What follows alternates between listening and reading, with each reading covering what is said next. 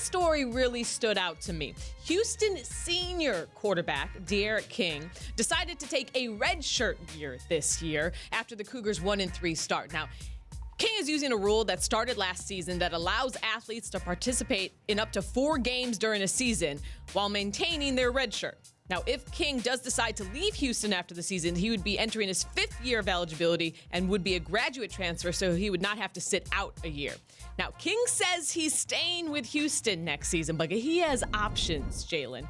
What do you think of this move and what it says about player empowerment in college football now? This is a boss move, and you see player empowerment continue to be thrown around in professional sports, starting with the NBA, and then all of a sudden you see NFL players exercising that level of power. You saw it with Ohio State's Nick Bosa. He set out an entire season to protect his draft status, and then he was a high draft pick. It did not hurt him at all. So these players now understand that I'm a commodity. I got to find loopholes in order to keep myself healthy, but also protect my best interest, and that's hopefully to play on Sundays. Now, in this case, the only thing I would worry about, though, is you have teammates, and they see you punting on the season because you're basically saying that we're not going to get our goals accomplished this year. Now he's got to turn around and lead those same guys as the quarterback next year. Yeah, and also a senior wide receiver in Houston also redshirted. And Dana Holgorsen, the head coach there, said, well, we're not giving up on the season. Pretty much you guys are giving up on the season. I know there's no tanking in college football because there's no draft picks to get, but this is a full-on tank, Jay. Absolutely, it is. And the one thing about doing this, they're going to be good next year. So now what you do is you get you a good recruiting class, you bring back your A-plus receiver, you bring your quarterback back, and their offense is going to be humming. And you know they like to get up and down the field. And you talked about covering college football. I have to say this. Take it from somebody that's fortunate enough to be on ABC every now and then. They don't let too many people get on there. So I see you representing. Thank you, my friend. Thank you. You know who gets on ABC a lot?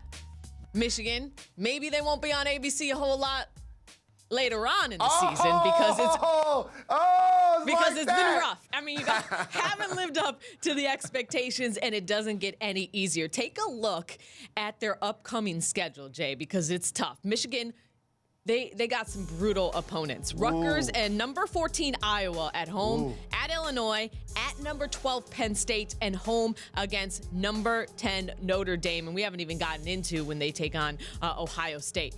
Now, Harbaugh, has been getting heat constantly. And then this week there was Urban Meyer rumors swirling around where he says that's not going to happen. You've been saying all along to the hot seat talk with Harbaugh, who else are you going to get? But looking at that schedule, what has to happen for you to put Harbaugh on the hot seat? I got a future job for Urban Meyer. That's at USC. I'm just planting that seed. For Jim Harbaugh, here's the thing. Those next 5 games are going to be paramount to keeping his young men engaged for the rest of the year.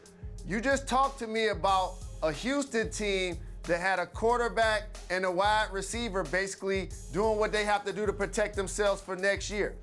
If this team plays anywhere remotely the way it did against Wisconsin in any of those 5 games, then all of a sudden the young men in the locker room don't have the level of enthusiasm to go out there and compete at an elite level. Now, I feel bad for Rutgers because we're about to beat the brakes off of them. Like, I better look at the score and it's 60-0 at one point in the game. Like, I really need to see that so that they can get their confidence back going. Jim Harbaugh is not on the hot seat in my mind, but the rest of the season playing against those great teams, and you also talked about Ohio State late in the year. The great thing about having a rival, Cassidy, is basically you can lose a lot of games. But if you beat Ohio State, that makes our season. I hear you. But I will believe it when I see it, my friend, because that's the problem. They haven't been convincing this year. They have been convincing that they are the same old disappointing Michigan right now. So, I pray for you this week. Because that's what it is. We're not just talking about like an upset for, like Rutgers upsetting Michigan. Like Michigan, to your point, needs to beat the brakes off of Rutgers. Yes. And then continue to build from there. And to your point, if they continue to build from there and they can knock off Michigan State and they can knock off Ohio State, then okay, it's a brand new story. Thanks so much for watching ESPN on YouTube. For more sports analysis and highlights, download the ESPN app. And for live streaming and premium content, subscribe to ESPN+.